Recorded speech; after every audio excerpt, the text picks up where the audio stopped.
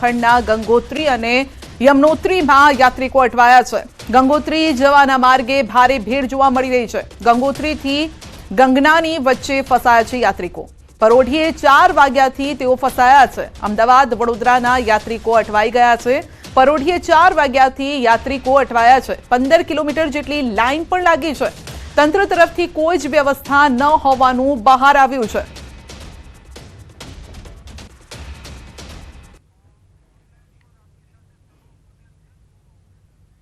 તો tour operator તરુણભાઈ Patel આપણી સાથે જોડાયા છે। તરુણભાઈ, ચારધામ યાત્રા પર પ્રવાસીઓ ગયા છે, ગુજરાતીઓ પણ તેમાં છે, શું પહેલું તો અપડેટ શું છે ત્યાંથી?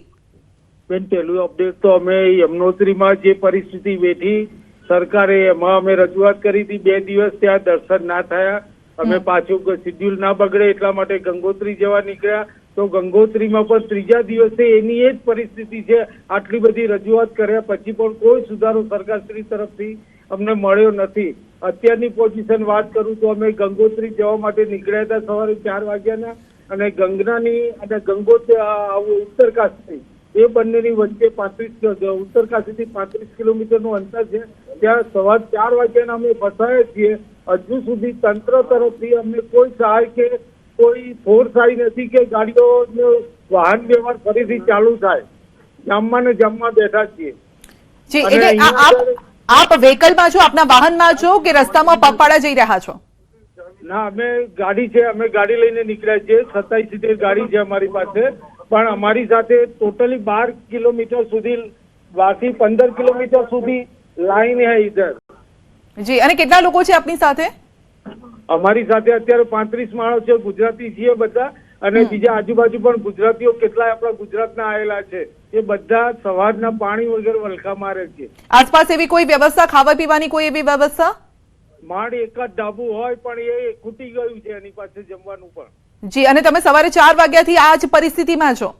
એ જ પરિસ્થિતિમાં એક સીટમાં બેસી રહ્યા છીએ સવારના 7 કલાકથી। જી, અને તમારે જે ડેસ્ટિનેશન પર જવું છે, કેટલા કિલોમીટર દૂર છે આપનાથી જ્યાં અત્યારે છો ત્યાંથી? ત્યાંથી લગભગ 50-55 કિલોમીટર બાકી છે અમારે કાપવાનું।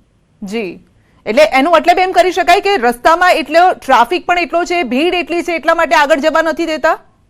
હા, શક્યતા એ છે કે આ લોકો એ રજીસ્ટ્રેશન ચેક નથી કર્યા અને ક્રાઉડને અંદર આવવા જ દીધા છે બધાને। પરિણામે ત્યાં અફડાતફડી જેવો માહોલ છે ને ભીડ ધાર્યા કરતા પણ વધી ગઈ છે। યમનોત્રીમાં તો એવું હતું, અમે નજરે જોઈને આવ્યા। હવે ગંગોત્રીમાં અમને એવું લાગી રહ્યું છે કે ઉપર પુષ્કળ ભીડ હશે। જી, તો ત્યાં એવી કોઈ તંત્રના કોઈ વ્યક્તિઓ ત્યાં નથી? પોલીસ બંદોબસ્ત સામાન્ય રીતે જ્યારે આવો ટૂર તમે લઈ જતા હોવ છો ત્યારે આપ જોતા હશો કે કયા પ્રકારની પરિસ્થિતિ ત્યાં હોય છે? પોલીસનો બંદોબસ્ત તંત્રના લોકો હોતા હશે? આટલા વર્ષોમાં 35-40 વર્ષથી હું ટૂર ઓપરેટિંગ તરીકે કામ કરું છું। પહેલી વખત આવું અમે જોયું છે કે પોલીસ દેખાય નહીં, ક્યાંય જામ આટલો બધો ક્યારેય જોયો નથી મારી જિંદગીમાં મેં। તો આનું કારણ તરુણભાઈ શું લાગે છે, કારણ કે આટલા વર્ષોથી આપ લઈ જાઓ છો? એનું કારણ તો મને એવું લાગ્યું છે કે રજીસ્ટ્રેશન ચેક કરવામાં જ નથી આવ્યું। ખાલી ખોટી રજીસ્ટ્રેશન બધા જોડે કરાયા છે નામના। આજે 3જો દિવસ થયો, કોઈ અમારી પાસે એક વ્યક્તિએ રજીસ્ટ્રેશન જોવા કોઈ એન્ટ્રીમાં માંગ્યું નથી। જી, એટલે દેશભરમાંથી લોકો આવી ગયા છે અને ચેક નથી કરવામાં આવ્યું કે ખરેખર એ લોકો રજીસ્ટર કરીને આવ્યા છે કે નથી કરીને આવ્યા, અને જેના કારણે આ ભીડ થઈ રહી છે। બીજાએ શું કર્યું છે ખ્યાલ નથી, રજીસ્ટ્રેશન કરાયું હોય ના કરાયું હોય, પણ અમારું તો કમ્પ્લીટ રજીસ્ટ્રેશન છે અને અમને પોતાને પ્રત્યક્ષ અનુભવ છે કે ક્યાંય જોવામાં જ નથી આવ્યું અમારું રજીસ્ટ્રેશન 3 દિવસથી। એ હિસાબે કહી શકાય કે કોઈનું જોઈ નહીં હોય અમને। તો હજુ તરુણભાઈ કેટલી તમારી આ સફર હજુ કેટલી બાકી છે? હજુ અમારે 50% સફર બાકી છે। હજુ ગંગોત્રી પણ બાકી છે। યમનોત્રીના દર્શન ના થયા। અચ્છા, ત્યાં પહોંચ્યા પણ દર્શન ના થઈ શક્યા? હા, ના થઈ શક્યા। છેક ઉપર પહોંચ્યા ને દર્શન ના થઈ શક્યા। અમારા શેડ્યુલ પ્રમાણે અમારે આગળ નીકળવું જરૂરી હતું। 24 કલાક સુધી બસમાં બેઠા પણ યમનોત્રીના દર્શન ના જ થયા। ઉપર સુધી પહોંચી જ ના શક્યા બેન અમે। જી, અને આપની સાથે જે લોકો છે, ગુજરાતીઓ છે, ક્યાં ક્યાંથી છે અને કેટલી ઉંમરના હશે? આપણી સાથે, મારી સાથે મોટા ભાગના બધા 90% વૃદ્ધો જ છે બધા, તો એજેડ છે, અને બધાને કંઈક ના કંઈક મેડિકલ તકલીફો છે બધાને। હવે મેડિકલ તકલીફોમાં પાણી કે જમવાનું જરૂરી છે એમને। ગોળીઓ લેવાની હોય તો જમ્યા પછી કે પહેલાની લેવાની હોય, એના બદલે ગોળીઓ પણ લઈ શકતા નથી એ લોકો। જી, તો હવે આવી પરિસ્થિતિમાં શું નિર્ણય કઈ રીતે આપ લઈ રહ્યા છો કે આગળ વધવું કે પછી બેક થવું? અમે આગળ વધવા માટે સરકારશ્રી તરફથી અહીંયા આગળ હેલ્પલાઇનમાં પણ નંબરો જોડ્યા છે અને ગુજરાત સરકારને અમારી ખાસ વિનંતી છે, ભાજપ સરકાર છે અને અહીંયા આગળ કંઈક મદદ કરે અમને અને આમાંથી બહાર કાઢે તો અમે દર્શન કરવા જઈ શકીએ એવી આશા રાખીને બેઠા છીએ. યમનોત્રીમાં આપ જ્યારે પહોંચ્યા તો કઈ પરિસ્થિતિનો આપે સામનો કર્યો? કારણ કે કેટલાક વિડીયો અમે ત્યાંથી જે સામે આવ્યા હતા, પહાડમાં લોકો રસ્તા વચ્ચે અટવાયેલા હતા, પગપાળા જે જઈ રહ્યા હતા, એ ભયંકર એ વિડીયો હતા. શું એ જ પ્રકારની પરિસ્થિતિ તમે જોઈ છે? હા, એ પ્રકારની પરિસ્થિતિ જોઈ અને ખોટા નિર્ણયો પણ સરકારશ્રીના જોયા કે નીચેથી અપનો ગેટ ખોલે એની સાથે સાથે ઉપરથી ડાઉનનો પણ ગેટ ખોલે. જી, બિલકુલ આપની વાત પણ પહોંચી ગઈ છે સરકાર સુધી. તરુણભાઈ, ન્યૂઝ 18 ગુજરાતીના માધ્યમથી આપનો આભાર અમારી સાથે જોડાવા બદલ. તો કેટલાક ગુજરાતીઓ ફસાયા છે, તરુણભાઈ સાથે 35 જેટલા ગુજરાતીઓ છે ને તમામ વૃદ્ધો છે.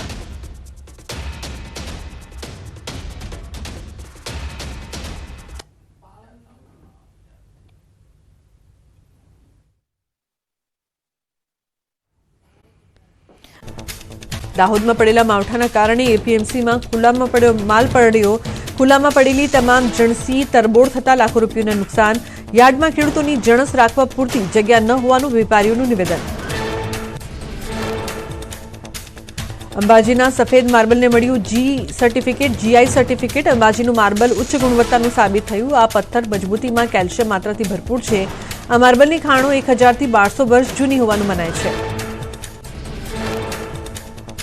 માઉન્ટ આબુના દેલવાડાના દેરા અને શક્તિપીઠ અંબાજીનું મંદિર આ માર્બલમાંથી જ બનેલ હોવાની માન્યતા. બનાસકાંઠા જિલ્લા કલેક્ટર સહિત ખાણ ખનીજ વિભાગના અધિકારીઓ આ ટેગ અપાવવામાં સહભાગી થયા. ટેગ મળતા અંબાજીના માર્બલની વેલ્યુએશન મોટા માર્કેટમાં ઘણી ઊંચી થઈ છે. ત્યારે સરકાર જીએસટી દરમાં કરે ઉદ્યોગપતિઓને આશા. હાલ જીઆઈ વેપારીઓમાં ખુશીનો માહોલ છવાયો. સાબરકાંઠાના મોડાસિયા કડવા પાટીદાર દ્વારા બાળકો માટે ત્રિદિવસીય સમર કેમ્પનું આયોજન કરાયું. કેમ્પમાં દીકરીઓને આત્મરક્ષાની તાલીમ અપાઈ. બાળકોને મોબાઈલ અને ટીવીથી દૂર રાખી રમતો રમાડવામાં આવી. 100 થી વધુ શિક્ષકો, 100 થી વધુ સ્વયંસેવકો, 100 જેટલા સમાજના અન્ય હોદ્દેદારોએ આ કેમ્પનું આયોજન કર્યું. સવારના 6 વાગ્યાથી શરૂ કરાયો કેમ્પ, જેમાં બાળકોને ઇન્ડોર આઉટડોર સેલ્ફ ડિફેન્સ શીખવાડવામાં આવી. કેમ્પમાં 4 વર્ષથી લઈ 14 વર્ષ સુધીના બાળકોને તાલીમ આપવામાં આવી. બાળકોની બુદ્ધિ ક્ષમતા વધે તે પ્રકારની રમતો રમાડવામાં આવી. ડ્રોઈંગ, પેપર ક્રાફ્ટ સહિત પરીક્ષા અને કારકિર્દીને લઈને અપાયું માર્ગદર્શન. મોરબીમાં વેપારીઓની સમસ્યા. બજારમાં 10 રૂપિયાની નોટની અછત અને ગ્રાહકો 10 રૂપિયાના સિક્કા સ્વીકારતા નથી. વેપારીઓએ 10 નોટો વધારવા જિલ્લા કલેક્ટરને રજૂઆત કરી હતી. કલેક્ટરના આદેશ બાદ મોરબીની એસબીઆઈમાં 50 લાખની નવી 10ની નોટો આવી. વેપારીઓનો આક્ષેપ છે કે 10ની નવી નોટો ભજન અને ડાયરામાં તેમજ પ્રસંગોમાં ઉડાડવા માટે તેમજ આંગળીયા પેઢીઓમાં સંગ્રહ થાય છે, જેને પગલે બજારમાં અછત સર્જાય છે. વેપારીઓનું કહેવું છે કે મોરબીની બેંકોમાં 75ના 10ના સિક્કા બિનઉપયોગી હાલતમાં પડ્યા છે, જેથી વેપારીઓની માંગ છે કે 10ના સિક્કા સ્વીકારવા બાબતે કલેક્ટર જાહેરનામું બહાર પાડે, જેથી આ સમસ્યાનો ઉકેલ મળી શકે. ભગવાન બદ્રીનાથ ધામના કપાટ ખોલવામાં આવ્યા. ઢોલ નગારા તથા નાચગાન સાથે મંદિરના કપાટ ખોલાયા. મોટી સંખ્યામાં શ્રદ્ધાળુઓ હાજર રહ્યા. અંદાજિત 20,000 થી વધુ શ્રદ્ધાળુઓ દર્શનાર્થે પહોંચ્યા. અત્યાર સુધીમાં 7 લાખથી વધુ લોકોએ રજીસ્ટ્રેશન કરાવ્યું. મંદિરના કપાટ ખોલતા તેમાં બદ્રીનાથ ભગવાનની મૂર્તિ, ઘીથી તરબતર અને અખંડ જ્યોત પ્રજ્વલિત જોવા મળી. સાધુ સંતો અને મહંતોએ ભગવાન બદ્રીનાથના દર્શન કરીને ધન્યતા અનુભવી.